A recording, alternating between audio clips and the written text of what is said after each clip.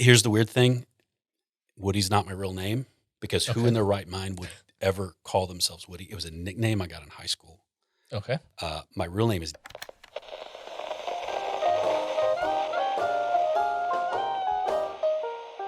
Welcome to the Front Porch with Brian Beaudry. All right. I'd like to welcome today's guest, Point of Rental's Director of Product Operations, Woody Hagar. Woody, welcome to the Front Porch. Thank you, Brian. Pleasure to be here. Good. Let's start with the basics. Okay. Who are you? Where are you from? And if you live to be 100 years old, how do you want to celebrate? Okay. Who am I? Where am I from? And if I get to 100, how do I want to celebrate? So I grew up in Granbury, Texas. It's about 30 miles southwest of Fort Worth. Okay. It's about an hour drive from here. Pretty close. Yeah, it's pretty I've close. heard of it It's before. not bad. It's beautiful. Got a great lake. Woody Hagar. Here's the weird thing. Woody's not my real name because who in their right mind would ever call themselves Woody? It was a nickname I got in high school. Okay. My real name is Daniel James. Okay. But only my family calls me that. And everybody else calls me Woody since I was 18. So Since you were 18, what?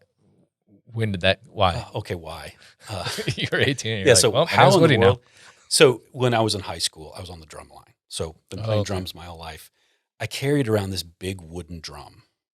It was all chipped, and we, being high schoolers and no mentality whatsoever, we named the drums because that was a kind of cool thing in the 90s, I guess. And mine was called Woody. And as a drum, guy on the drum line, nobody really knows your name, but who's that guy carrying the bass drum? That's Woody. And my friends just thought it was hilarious. I said, okay, hey, I got a cool nickname. And only later did I realize that I didn't really want that nickname, and it stuck. Okay. And yeah, now my wife calls it, my church calls it, everybody I know calls it. So I just go with it. Okay. So, well, it seems like we're already answering later questions, but we didn't answer if you live to be 100 years old, how are you going to celebrate? So people make it. I think that if I just got everybody together, my family, friends, if I'm 100 years old, I better know more than a couple of people. Just get in there, have tacos. Just at 100 years old, that'd be a great way to celebrate. Maybe play a big bass drum. Yes, if you think that. But yeah, get everybody together, get some tacos. I'll be fine with that. People always make a huge difference. So I would see what I had taken from that was the tacos will always okay, people and tacos. So yeah, there you go. That's what I'd do if I lived to 100, which would be awesome. All right. Yeah. What did you want to be when you were a kid? Whenever you remember having an answer for the common question, what do you want to be when you grow up? Yeah, big unknown. But when I was about 12 or 13, I got my first drum set. Okay. And so from that point on, delusions of grandeur. Like I want to play in a rock band. This is, during the whole grunge scenes in the 90s. So, Soundgarden, Pearl Jam, Nirvana, all those Seattle sounds. Yeah. I was like, that would be great. I wanted to, pack arenas and play loud music.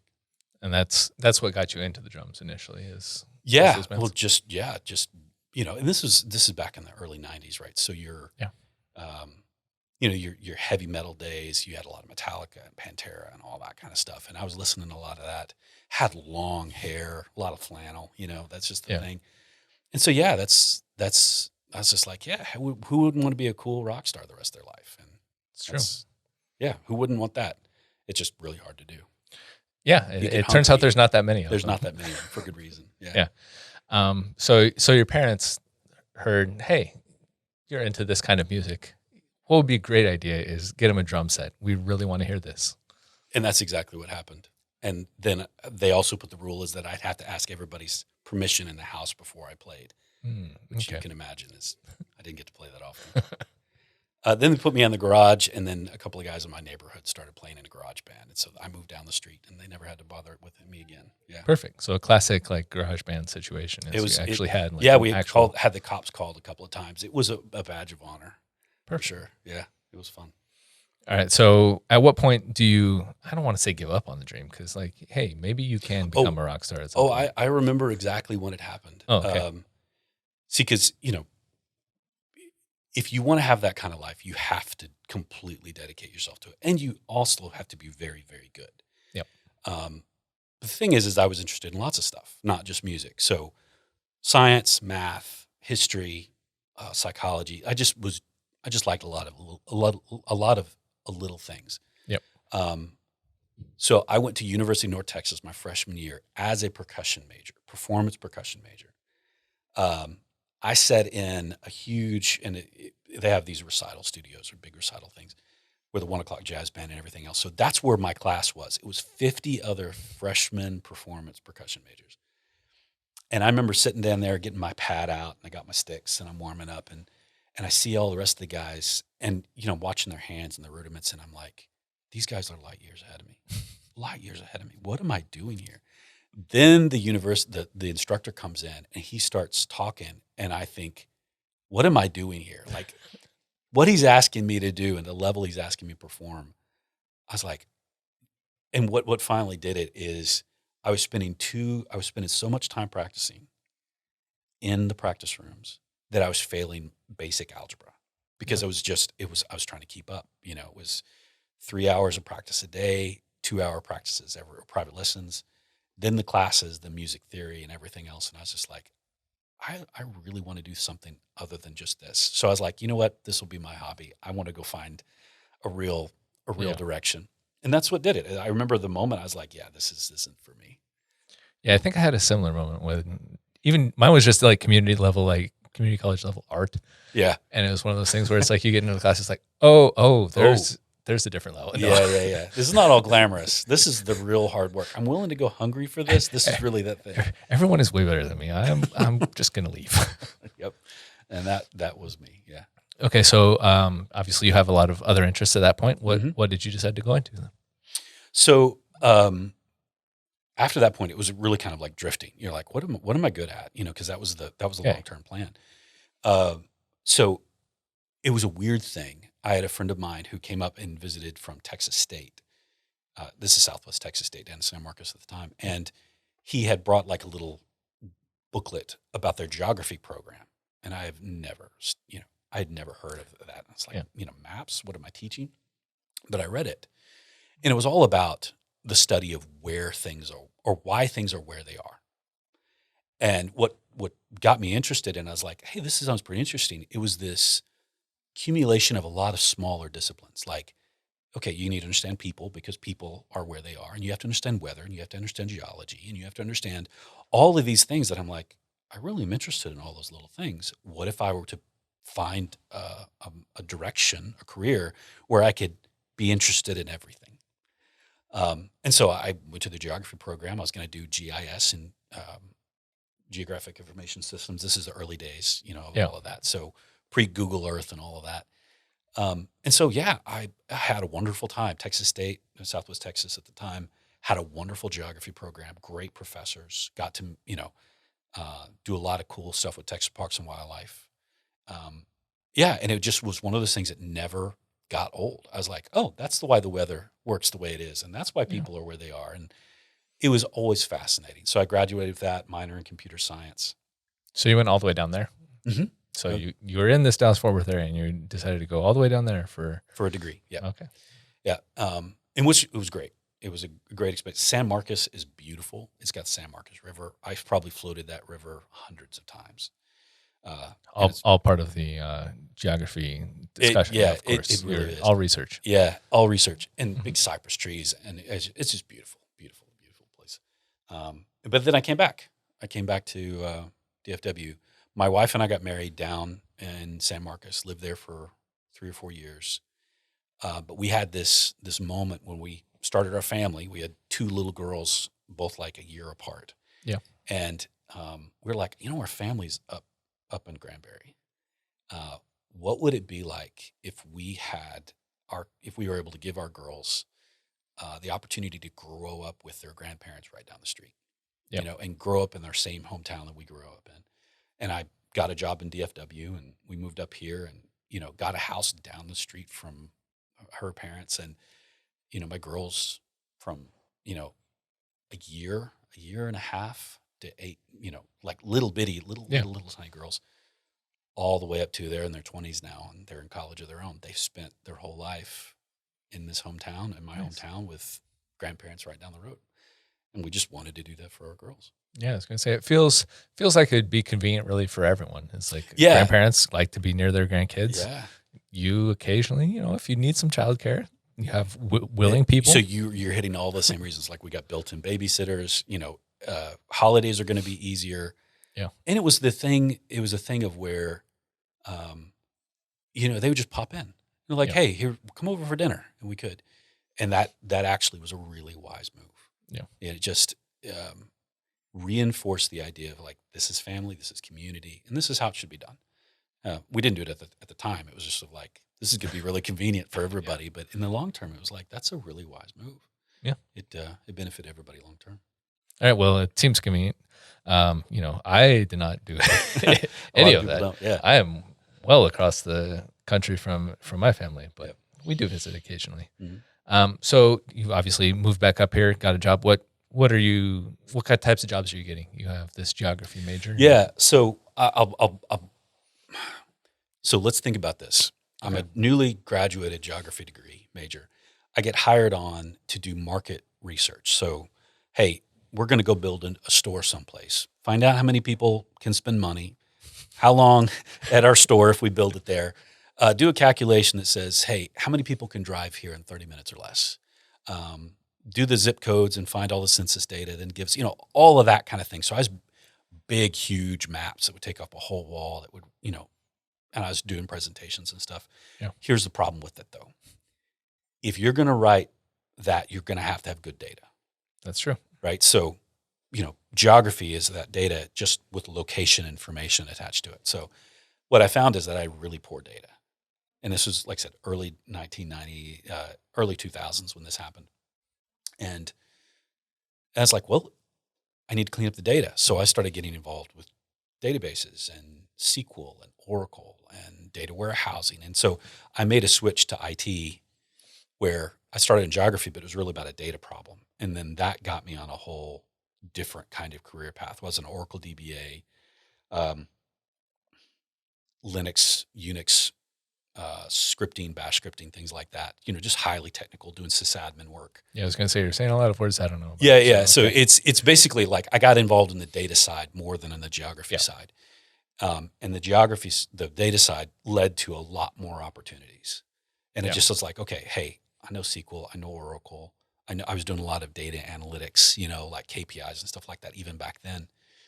And so I was like, hey, I'm going to make the career of it. Like this is the direction I'm going to go. The geography background was always one of those things that, well, let me put it this way.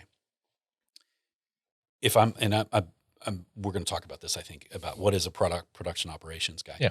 But when you think about analytics, like data analytics, you want to be able to pull up something and be able to look at it within a few seconds, go, okay, I know what's going on. Like charts and graphs, history, whatever. Yeah. Pretty quickly. The same way you would a map.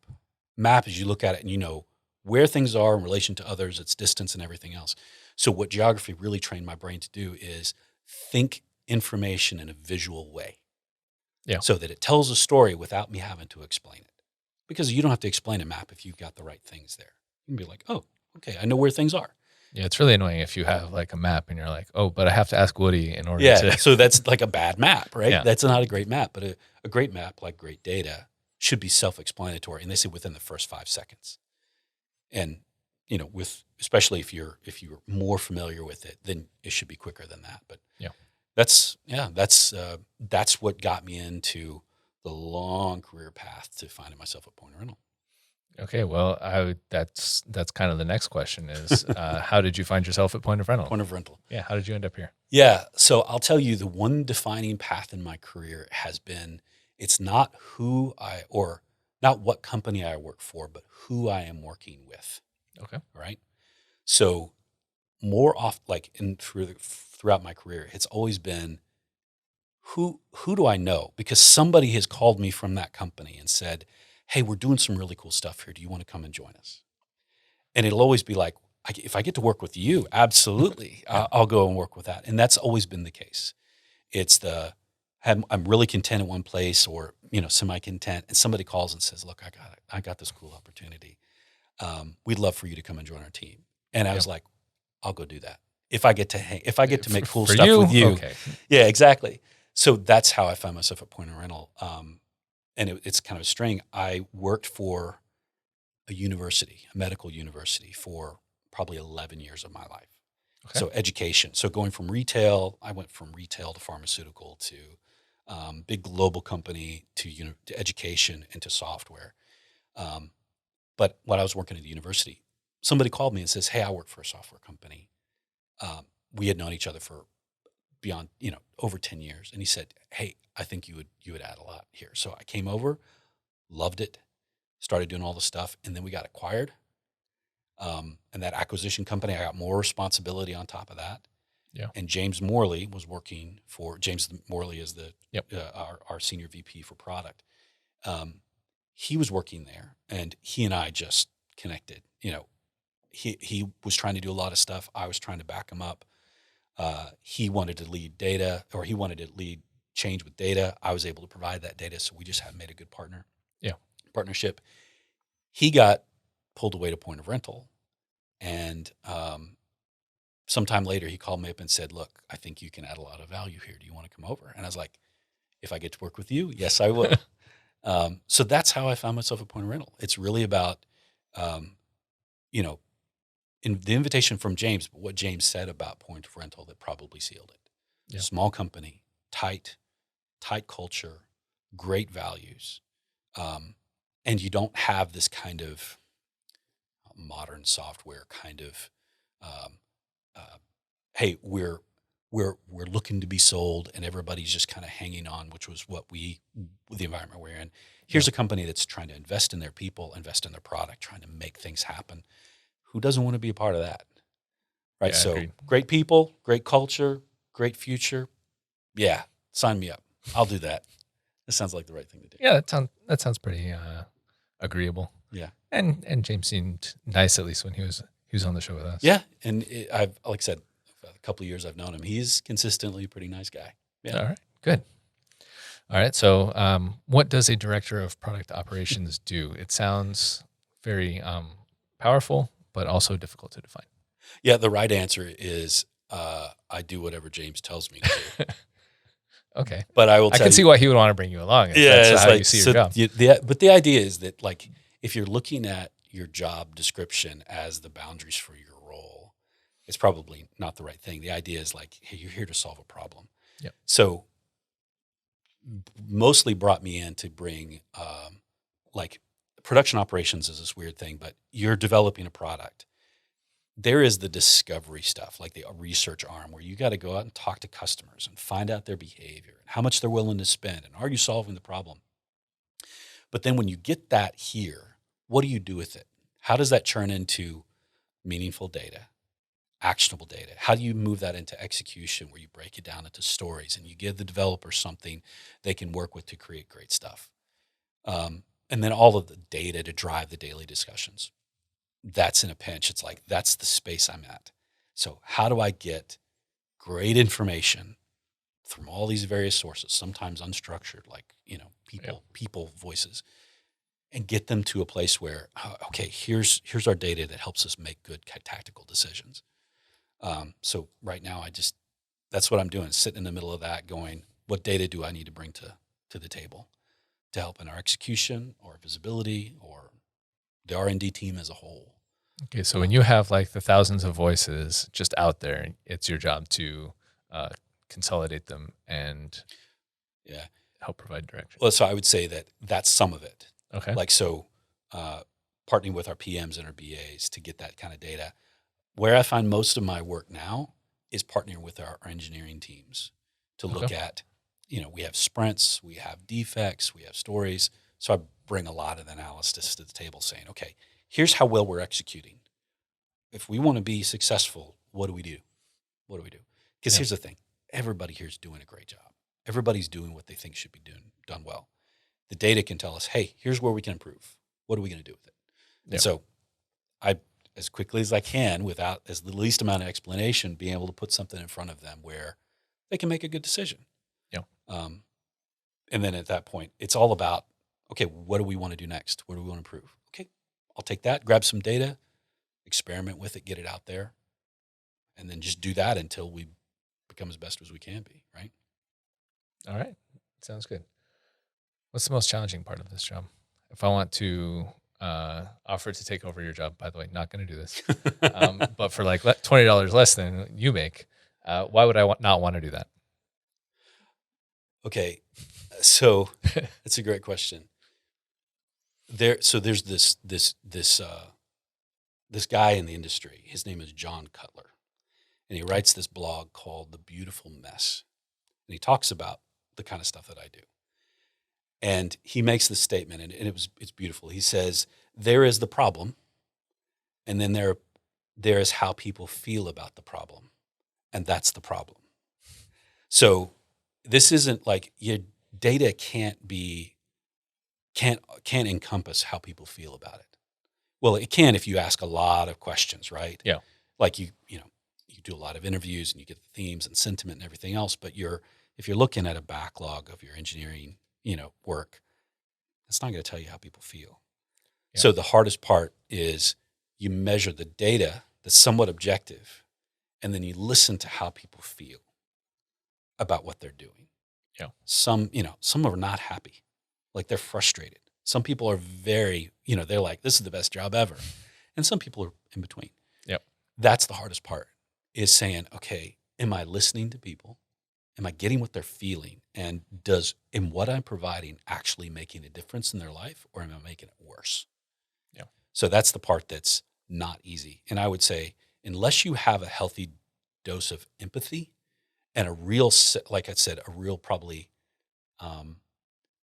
that little part in your voice that says, you don't have all the answers, you probably need to listen a lot more, then you probably don't need this job.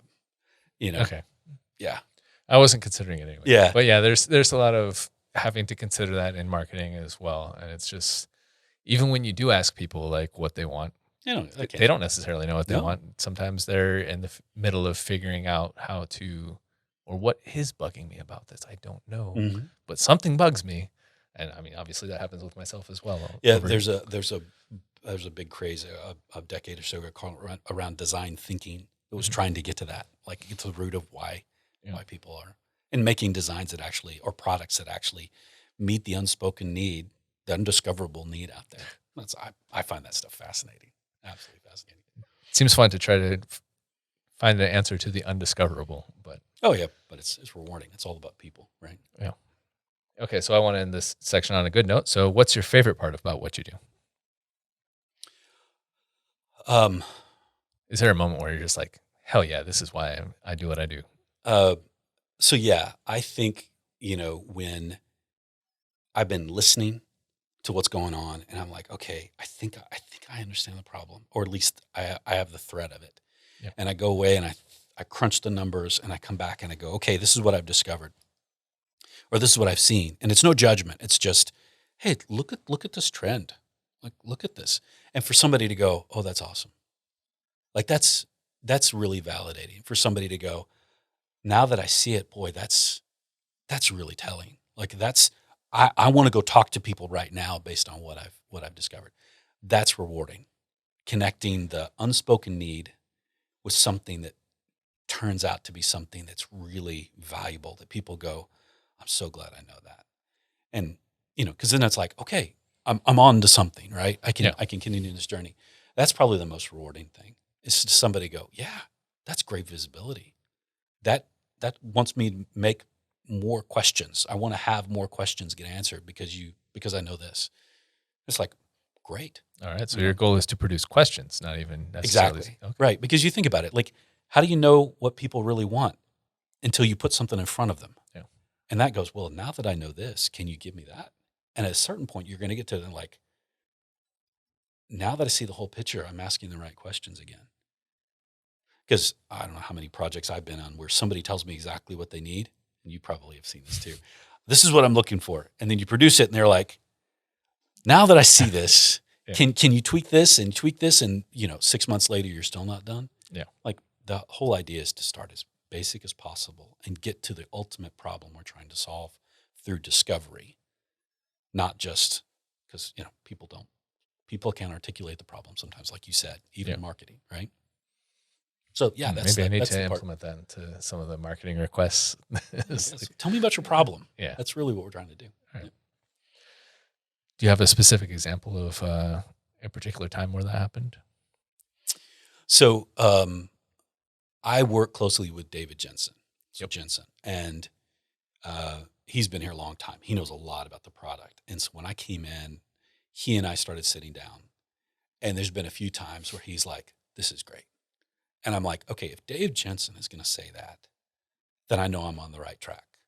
And he said that a couple of times, which is incredibly rewarding, and then the rest of the product team and engineering teams, when they have said a few things, that's been rewarding because ultimately that's my team, right? Yeah. I want to make sure they're successful.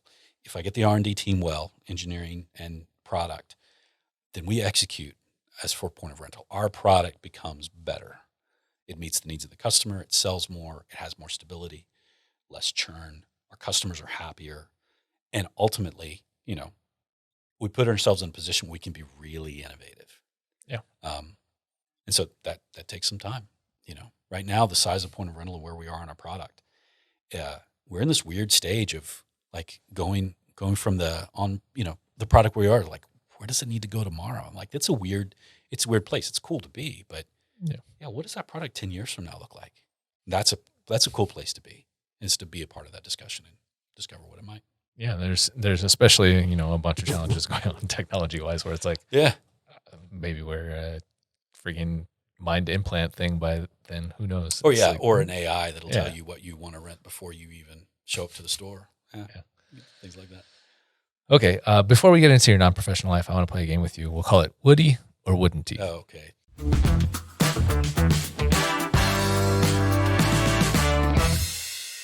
Thank you. Yep. If you agree with the statement or it's true, say Woody. If you disagree with it or if it's not true, say Wouldn't he? Okay. And then I'm going to need a reason for each of these. So Woody or Wouldn't he? You like singing in the shower? Wouldn't he?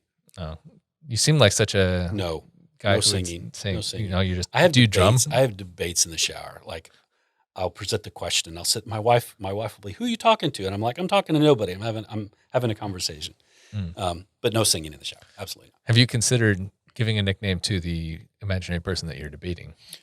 No. Okay. No. Good. No, Yeah, I think it becomes a problem once you. It's more of like the I'm speaking to a crowd. Okay. There's this funny story about Winston Churchill.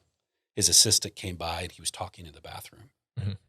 And he knocked on the door. Mr. Churchill, are you okay? Who are you speaking to? And he says, I'm speaking to Parliament. Leave me alone. Like, that's what I'm doing. I'm speaking to Parliament. Okay. Yeah. So you orate in the shower. Yep. Gotcha.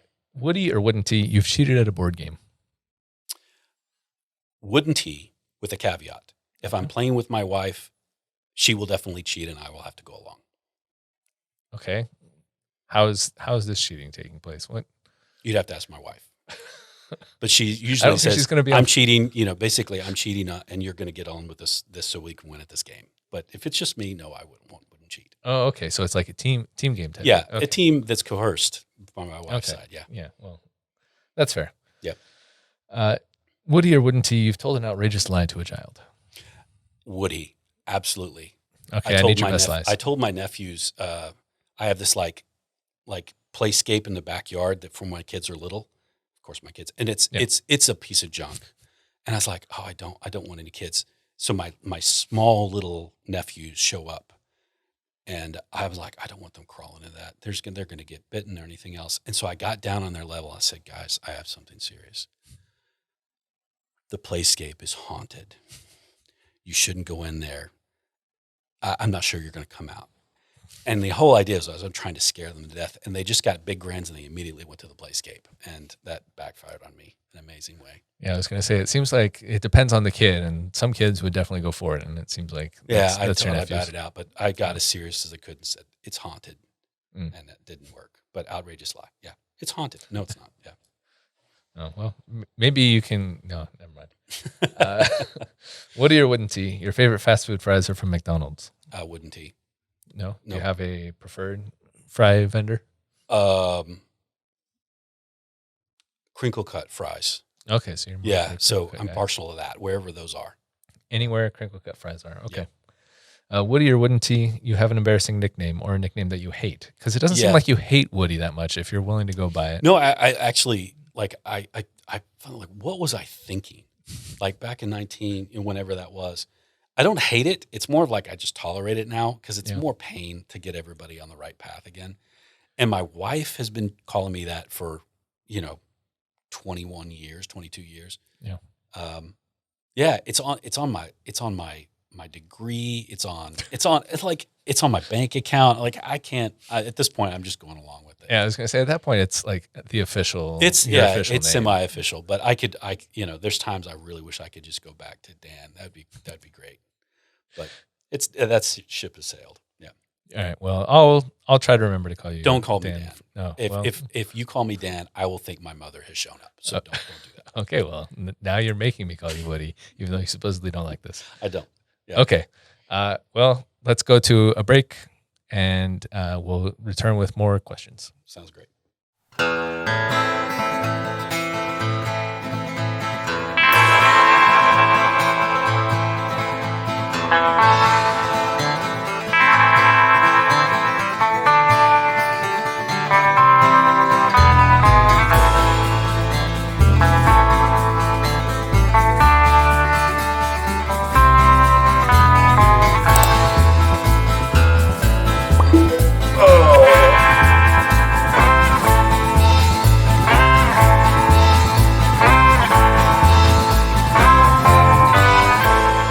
Still, the quickest mouse pad in the old west.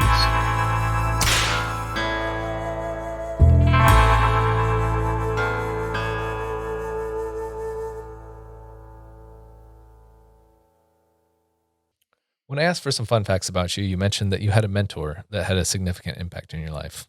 So first of all, how did this mentor/mentee relationship start? Did you just go up to a random person and say, "Hey, will you be my mentor?" Yeah. So, and this is a worthwhile story because it had a fairly significant impact on my life. I mentioned I was in education for a long time, so I worked in IT, like an analytics IT role, director of analytics for, like I said, 11 years or so. Yep. And the university that I worked at was here in Fort Worth. It's called the UNT Health Science Center. And so it's a great place. It's a medical school. They do tons of research. They train lots of health professionals and DOs and doctors. Yep. And, fantastic community for Fort Worth and everybody else. So a new president came in, Dr. Williams, and I forget, it was like 2014, 15, something around there. He came from like high values based culture.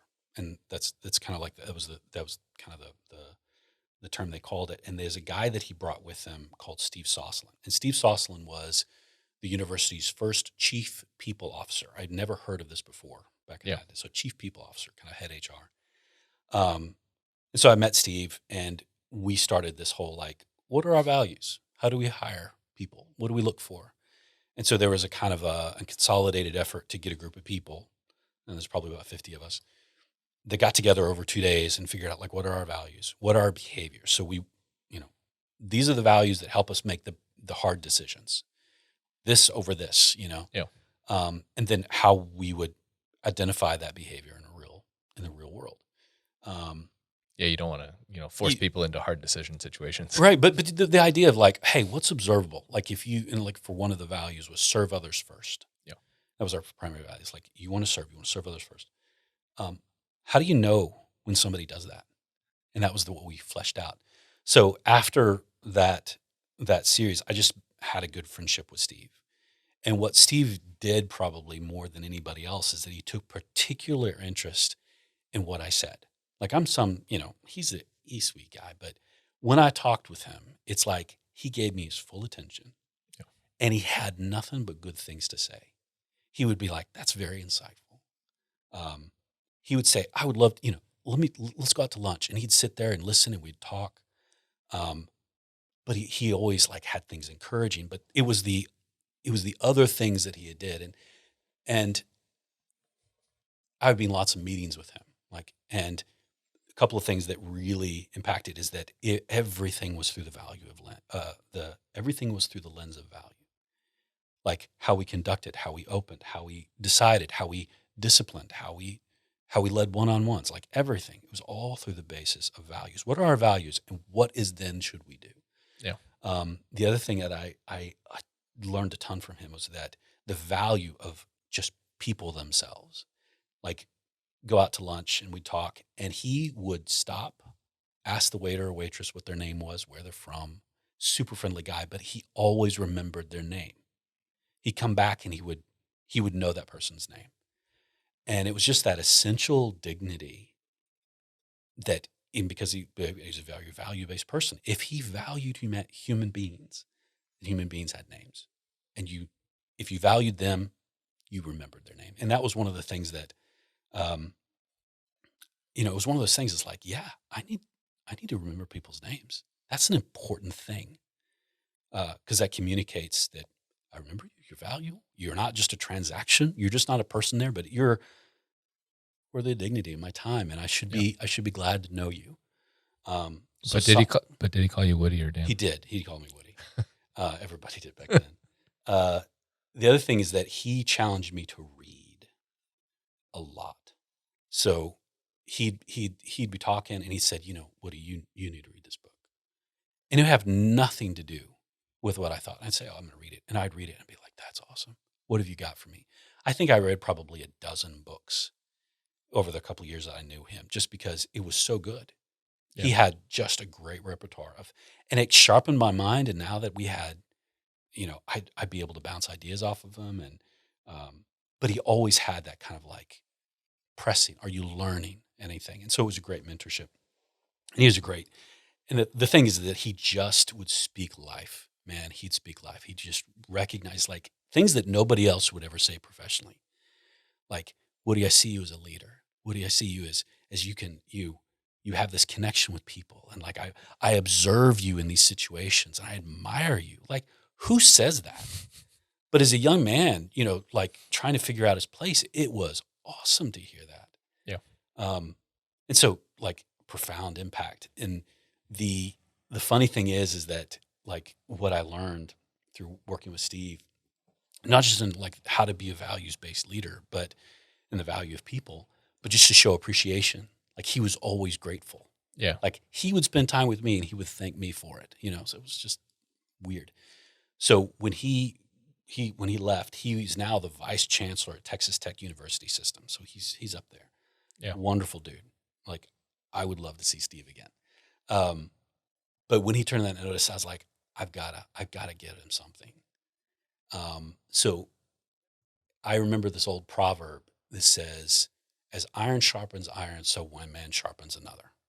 And that encapsulated what he did for me. Is like, here's this guy, he's just chipping away at me.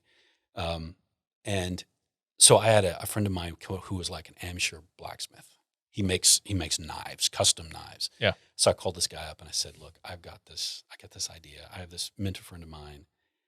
I want to make him a knife. So we designed, it was a Bowie knife. It was a massive thing. Yeah. We got the raw metal. We beat the heck out of it.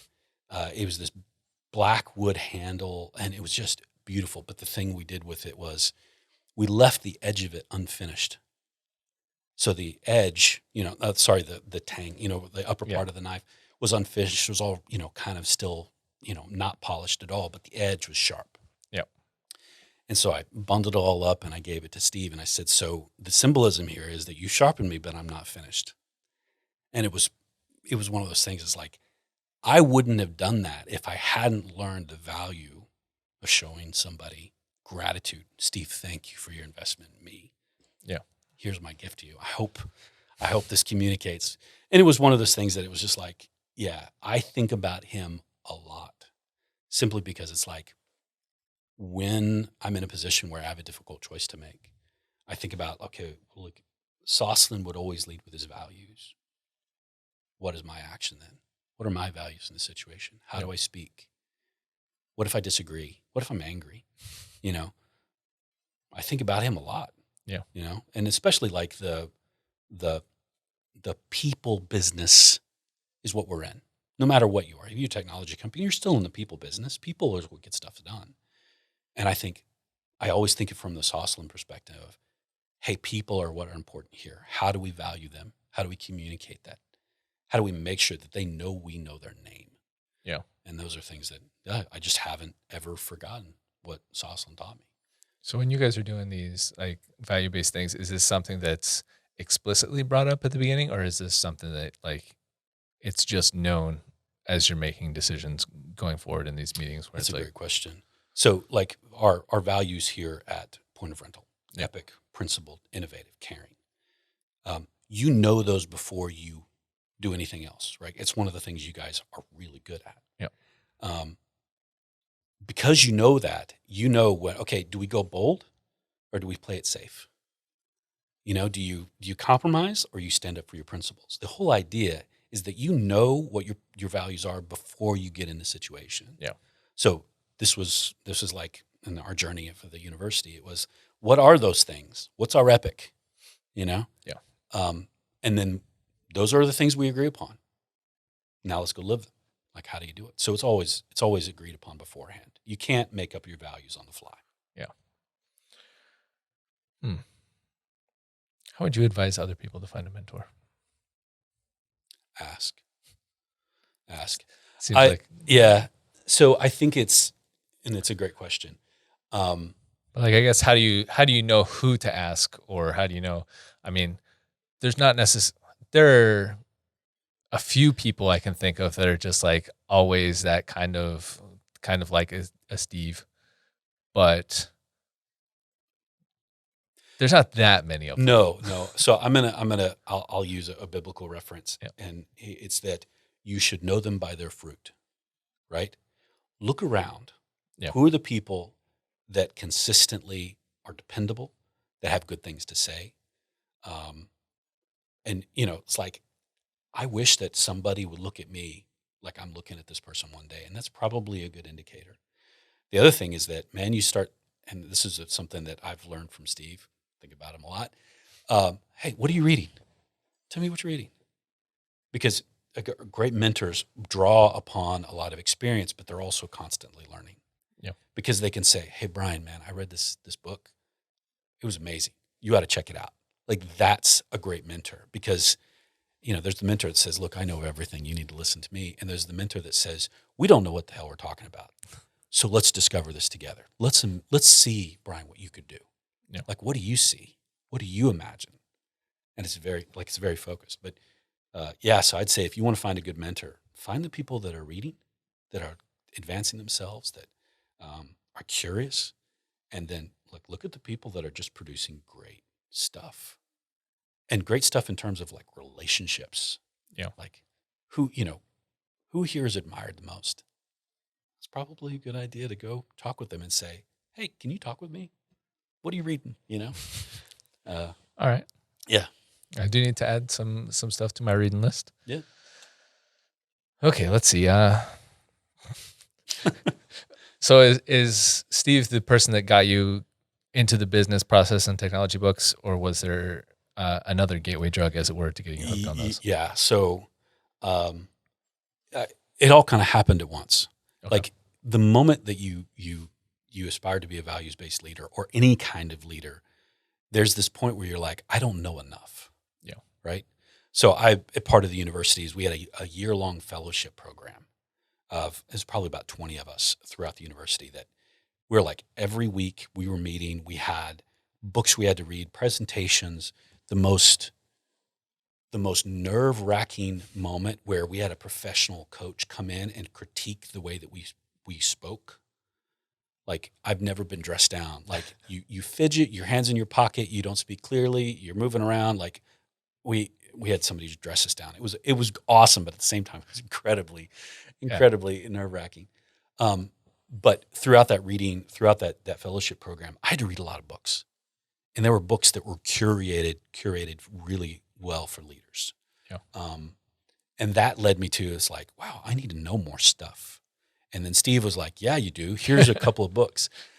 You seem like you have a lot to learn. So yeah, well, but don't we all? Like, that shouldn't be an insult. It's like, hey, read this. This is going to add to all of the stuff that you might know, or at least tell you what you shouldn't be doing. Like, here's a lesson in tragedy. Don't do this. Stop. Yeah. Yeah. So it was a lot of things like that, but I think the gateway drug, if you put it, was a book back in the early 2011-12 called The Phoenix Project, and it was written by Gene Kim. And this is the whole idea of DevOps, and I'm not going to get into it, but it was the story about IT in the business and about how it was either a detriment to everything, or it was a huge exponential kind of value. And then the dysfunctions in it, and then how to get out of the dysfunction. So it had a lot of theory. It had a lot of, but it was a story. It was a story about a guy that was trying to make a team better, and by extension, the company better, and how the difficulty and all of the triumph. But the thing is that when you read it, you're like, that's my team. That's my problem. Like, I do that. And then how he got out of it was it's like, if I had known that, I could have saved myself and others a lot of pain. And that's really, really what got me in, is that maybe there's more of that out there. Maybe it's just not the Phoenix Project. Maybe it's everything. It's maybe a lot of the things that I'm dealing with. Wait, how did you find the Phoenix Project? Because it sounds like a real niche. So the Phoenix Project was a revolutionary book. Okay. And if this is back in the early days of what we call DevOps. So the 30-second problem was, traditional software companies or technology companies, you'd have all these developers. The business would come and say, hey, make this. And they'd go off for 6 months. And then they toss it over the wall and say, hey, run it. It works great. And it was all dysfunctional. And then only a few people knew what was going on. And it was held together by a thread. Yeah. And the whole idea of breaking that down, going, what is the flow of work? Like, what can we do to take the idea to the customer as fast and as cleanly and with high quality as possible? And how do we deal with things like changes and new projects, and how do we incorporate all of the lessons that we've learned about this process in the last 50 years? And how do we teach these IT professionals who think they know it all that there's some really old ideas that work really well here? Yeah. And that was that Phoenix Project was just that right book at the right moment. That, I think there are probably just a few ideas out there that haven't had an impact on our digital age as that book and those ideas. All right. Well, yeah, it's significant. All right. So I will take that, as I should add that to my list of things. If you're an IT person or a technology person, yeah, you probably should. I was going to say, well, it work for even if I'm not an IT person, but it could still be project related. And it can be. I can still get it. Yeah, the 3 ways, the goal, like you're anyway. I'm going to geek out about this. Right. So we need to change the topic. Yeah, stop it. All right. You've been playing the drums for 30-ish years. Let's talk about your drum bona fides. Have you ever, obviously you mentioned you were in a garage band. Did you ever actually go out and, go in some bars or anything and play, and maybe go on a tour or two? No, nothing ever arena. So I played a lot of bars. I had a rock band, a bunch of guys that I worked with. We all found out we played stuff, and we got together and we get a couple of songs and played bars and parties, and that was always, but it was all about fun. It was always about fun. We're going to play songs that don't suck and that are fun to play. I think the more probably significant part is that I play at church, and I have been playing at church since I was, not church, and at conferences and things like that. Yeah. And that has actually, I probably played in front of more people that way. There's several years when I was in college, it's like they put the house band together for a conferences for worship and everything. Yeah, there was 3,000 or 4,000 students, and I get to play in front of that, and that was always fun. Yeah, but that's very different from leading worship in a conference to playing a bar. Yeah, it's a very different kind of experience. But that's probably where I spent most of my time playing. All right. So when you're in the bars, what kind of covers are you doing? Or are you doing covers, or are you doing originals? Doing covers, because it's really hard to make good originals. And also, everyone at the bar is like, just play something I've heard. Yes, exactly. It's like nobody's going to sing along to songs that you wrote. I mean, even well-known rock stars, it's like, no, play your hits. Play your hits. Yeah, don't play your new album. Yeah, and look, think about it. Bars and parties, people are drinking. They want to have a good time. So when I played in that rock band, we would just find stuff that we all liked to play, and it didn't suck. So it would be so eclectic. We had a lot of time with Radar Love by Golden Earring, right? That was a great tune. It's stuff like that. War Pigs by Black Sabbath. Just stuff it was just fun. A lot of Led Zeppelin. A lot Rush, Tom Sawyer, incredibly hard to play on the drums 7/8 time. But that was also a lot of fun, But that's the kind of stuff we'd play. All right, cool. Yeah. I just wanted to, if I were to have happened to have gone across one of those bars once upon a time. No, probably not. So how does drum playing go with your family? Are you training the next generation of drummers, or is this just a So new I have thing? 2 daughters. When they were younger, they were interested, but I was now gonna say girls like hitting stuff too. and they do. They did it first, but it after a while they're like, "Dad, I want to go do other things. This is really your stuff." Okay. So it's just mine, which is great.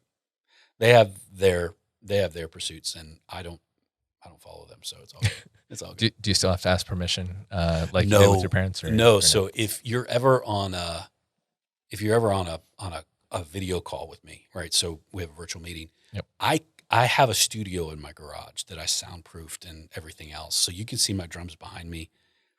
I can play those things at midnight, and nobody will bother anybody. So they're all soundproofed and tucked away. I can play anytime I want. So now that you have a soundproof garage, do you still have a garage band, or are you gonna get the gang back together? I have a couple of guys that, and especially in Granbury, it's actually a pretty live music kind of place. So yeah, there's a couple of guys I've talked to. Says, do we want to do this? A bass player, guitar player, and I got a little kit. We can do something.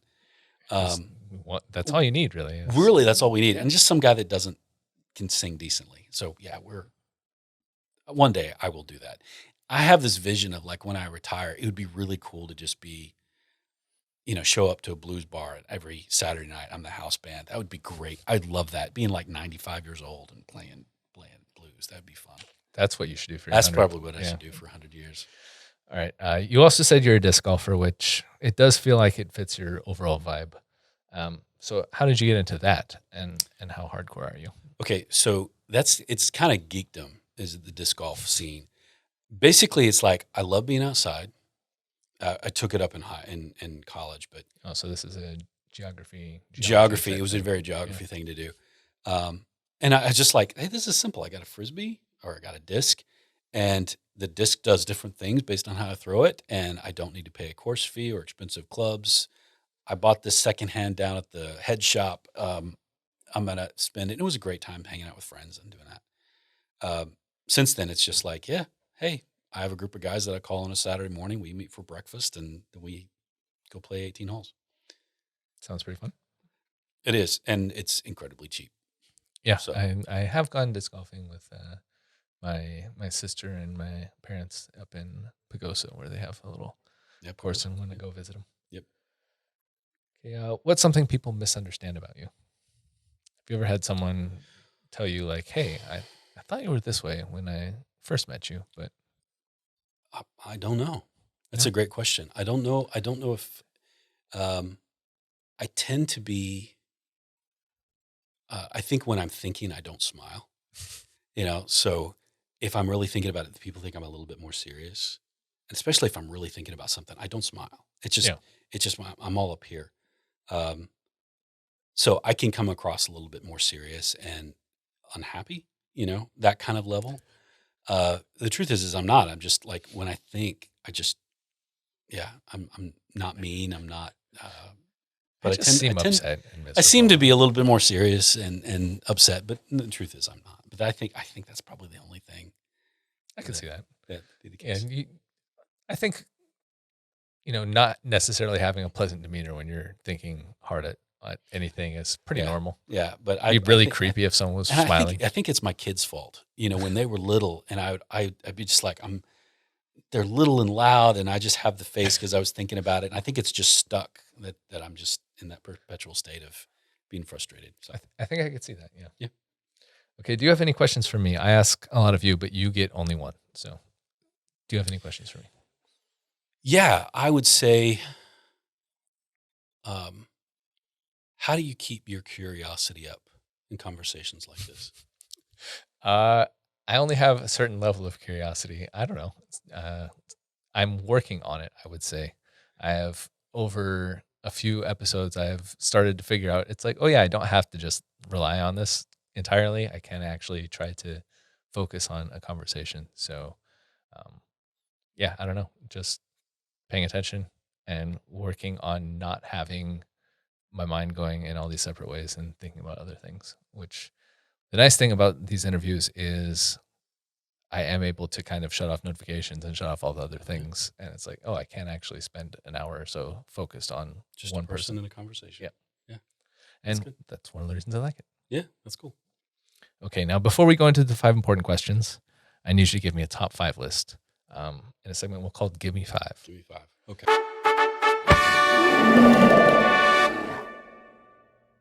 Not everyone knows the rules of good top 5 list. So we start with number 5 and we move our way up to number 1. Because if you told everyone you're number 1 they're overall, paying attention. Exactly. Yeah. No one cares about your number 5 after you already told them the number 1. So you've told me you were going to give me your top 5 book recommendations. Is this still the list you want to give me?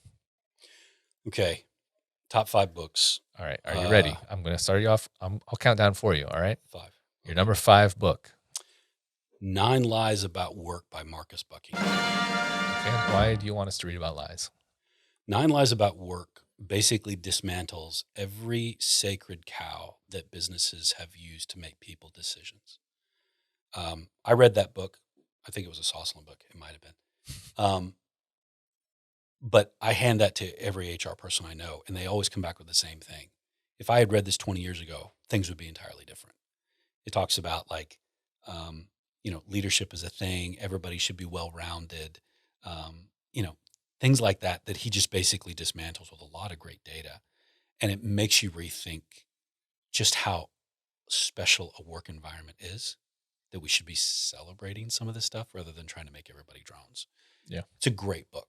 And it's like just people that, like, when you've looked at work and you're like, I don't like it here. 9 Lies is a great way of looking and saying, and this is how it should be. Because it ticks all the right boxes.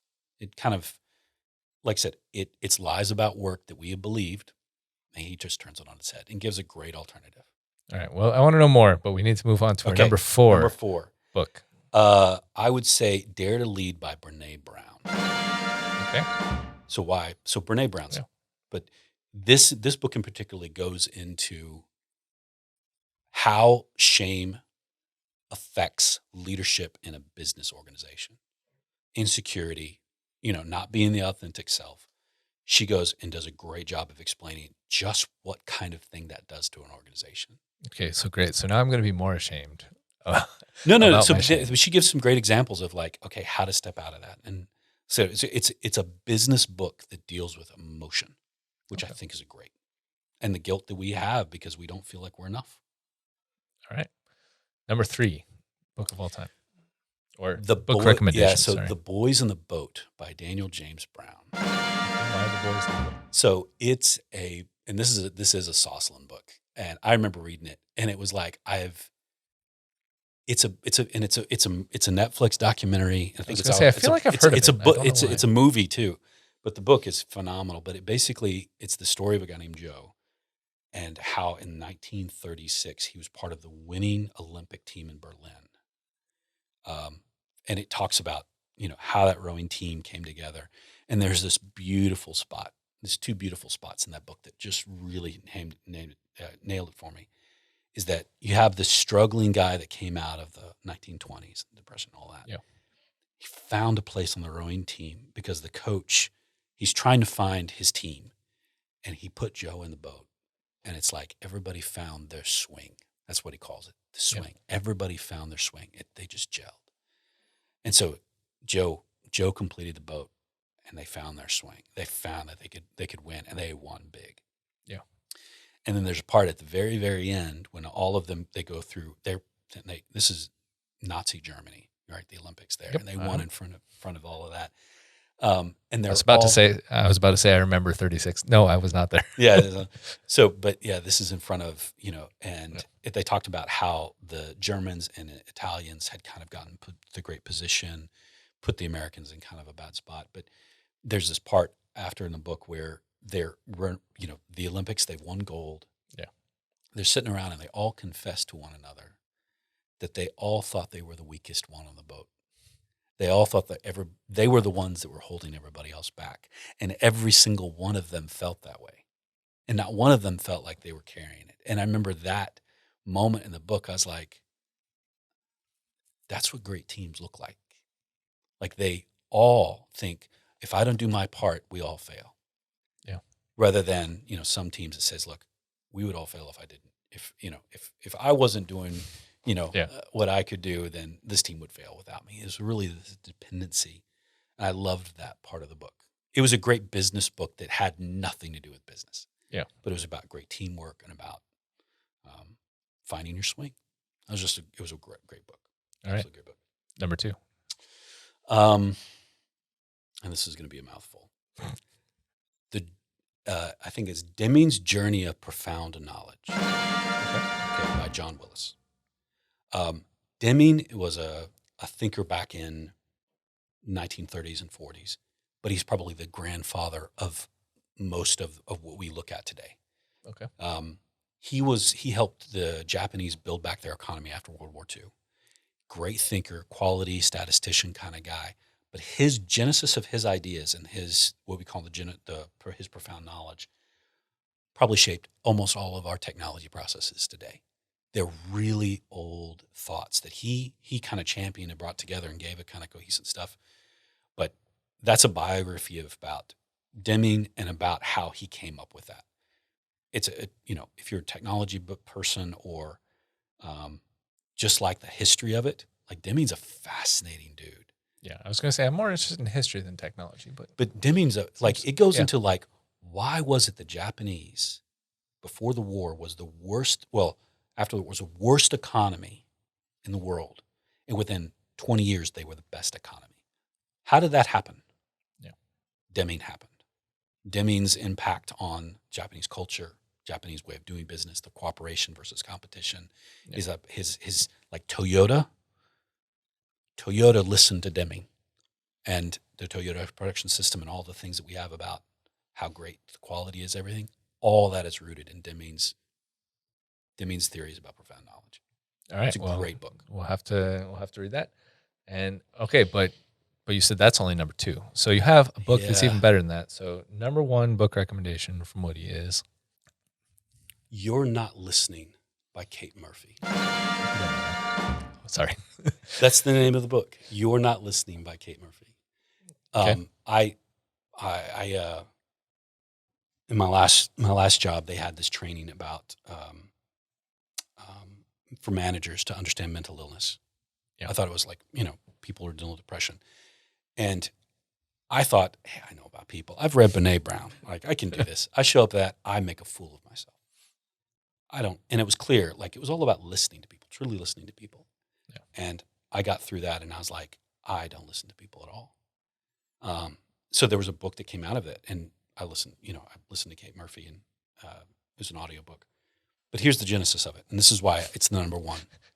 I do love the fact that there's an audiobook for You're Not Listening. If you're not listening. But the genesis of it is that listening is one of the superpowers that we all really could have. And here's what is like when I read the book and I started to actually practice it, is that it helped me more than it helped the person I was listening to. Like, I was able to, like you were talking about earlier, like, I've got a distraction. I'm like, why are you curious? Yeah. The art of listening is the ability to, for a moment, really forget yourself. And you are not only listening to the person, what they're saying, but how they're standing, their demeanor, their nonverbals. And there is this, and Kate Murphy said it this way. She says, there is the reason, there is what people are telling you, and then there's the reason that they're telling you. And they're not the same thing. The idea is to listen for the reason. There's a reason this person is telling me this. It's insecurity. It's fact. They're anxious. They're confident. They want to invite me. Like, there's all sorts of, but they're not going to tell you. You got to be listening. The impact for that for me was, because I'm listening, it actually helped me think and be aware, and got rid of those voices that says, well, what about? I was like, no, I'm not thinking about me right now. I'm really focused on this person. Yeah. and this goes back to what Sosslin taught me, right? It's like, am I seeing this person for who they are? Or am I seeing them just as a means for me to get something, a transaction? And so I would say that, you have two ears for a reason, one mouth. Listening actually helps your mental capacity. It actually unlocks a whole lot if you're willing to stop and really, without judgment, without just listen to people. And it's not active listening or anything like that. I said, read the book. It was one of those skills that I was like, if I had this 15 years ago, I could have probably saved myself a lot of pain. I was going to say, I can think of a lot of times where it's like, why are you telling me this? And it's like, oh yeah, I guess there's a reason. I'm supposed to there's a reason. Figure out. And then you being able to speak to it. It's like, hold on a second. I want to clarify something. Yeah. I want to know something. Is the reason you're telling me this because this is what I'm picking up? Or is it this? There's definitely nicer ways of, why are you telling me this? So why are you telling me? Like, this is wasting my time. But I'd say that was the surprising thing, is that when I listened to that, I was like, I am shooting myself in the foot every time I fail to listen to people. It aligns with a lot of the things that are value, to dignity, and everything else. But for sure, the unexpected thing was how much it was a benefit to me. All right. So 5 books to go find and read. And then now we'll get to the 5 important questions after this small break. Okay. 5 important questions. 5 important questions? 5 important questions. What would you say is your greatest success in life? Raising 2 healthy daughters. Okay. Is there a particular reason that's the greatest success, or because, having been a parent myself, I kind of understand. But so parenting is the most worthwhile profession. I'll say it that way, right? It's the best profession that you don't actually get paid for. Yeah. And not all professions are paid for. Yep. Yeah. Okay. What is your greatest fear? That my contribution to wherever I'm at won't make a difference or make it worse. Yeah, I was going to say worse seems, Yeah. If you could tell first day at Point of Rental Woody one piece of advice, what would you tell him? Listen more. Gosh, yeah, listen more. Okay, Keep so your mouth shut. It wasn't put down on your preferred name, Dan.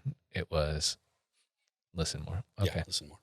What's your most embarrassing moment as a pointer? There's been a couple of times I put my foot in my mouth in some of our meetings, like just out of ignorance because I wasn't listening. Mm-hmm. It's like if I had been listening to that, I wouldn't have just asked the question that somebody somebody didn't answer, or somebody did answer. Okay. So yeah, I just, driving home going, what in the heck was I thinking? Was I even paying attention? What is wrong with me? There's been a couple of those moments. Okay, well, like, did James hire the actual right person? Did I, that's I was going to say, you probably don't have to beat yourself up over something like that, because everyone would probably need to do that. But, don't feel bad, but also you've been sentenced to death because of it. So sorry. It's okay. It's a weird law. What is your last meal and why? Tacos. I was going to say, it seems like every meal with you, it's tacos. Jeez. Well, come on. Tacos is the only acceptable meal you can have all 3 parts of the day: breakfast, lunch, and dinner. You can put anything in it. It's a perfect meal. And you're in Texas. It should be like the law or something. All right. Are you going to have any beverages with your tacos? No, I'm actually not a drinker, believe it or not. Okay. You didn't bring a water in here either. And I'm concerned about your hydration. I'm going to get something before I leave, I promise. All right, good. If you could change one thing about yourself, what would it be? Boy, that's a tough one. This is like an instant change. Like, you don't have to work at it over a series of years, like a lot of things, but you could just change it immediately. By the way, I'm not a genie, so I can't actually make this happen for you. So, if I could change one thing about myself, so I've noticed that the older I get is that, there's I'm interested in that, and I have to put in the work to make that happen. But do I want to? I'm at that point where I'm like, that's going to be a lot of effort. Yeah. I wish I could change that. It'd be like, damn right, that's worth doing. Get down, make it happen. and not listen to that nagging voice that goes, that may not be worth your time. There's tons of things I could spend my time on. I wish I could change that about myself. Just to find that little part that says, yeah, that's worth doing. Make it happen. Go do it. All right. So you're using your one thing to help you get more things. All right. That's smart. If you could change one thing at point of rental, what would it be? Again, snap change. Snap change. I think that, so point of rental has a lot of things going for it. Great company, great culture, great communication. But it's that mindset that we've done things a certain way and been successful in the past. Yeah, I wish I could change that. Instead of, what do we actually need to do to be different and successful? Instead of doing things we've always done it, what would it look like to do things way different? And what would that look like? Because we have a tendency to kind of like, hey, stick with what works. Yeah. And I wish I could break that and go, let's not be attached to that anymore. Let's think much differently, like radically differently, and try it out. What's the harm in that? We find out things that don't work, or we find out ways that do. So I think that I wish I could change that. Okay. Just that bias for the way things are, and be comfortable with the fear of maybe trying something new. Okay. Yeah, I can relate to kind of both sides on that one, I think. Yeah, it's like most people can. I get it. I tend to be pretty, this is working. We're pretty good. Yeah, but why change? It works. Yeah. All right. What is your secret spice? Or your spirit spice? Sorry, I have to say the words properly. Spirit spice. Explain this to me. It's I'm kind 48 of years old. it's kind of like a spirit animal, but more spice rack based, I guess. So, do you have a flavor that symbolizes Woody Hagar? I assume it's taco related. I'm like I don't know.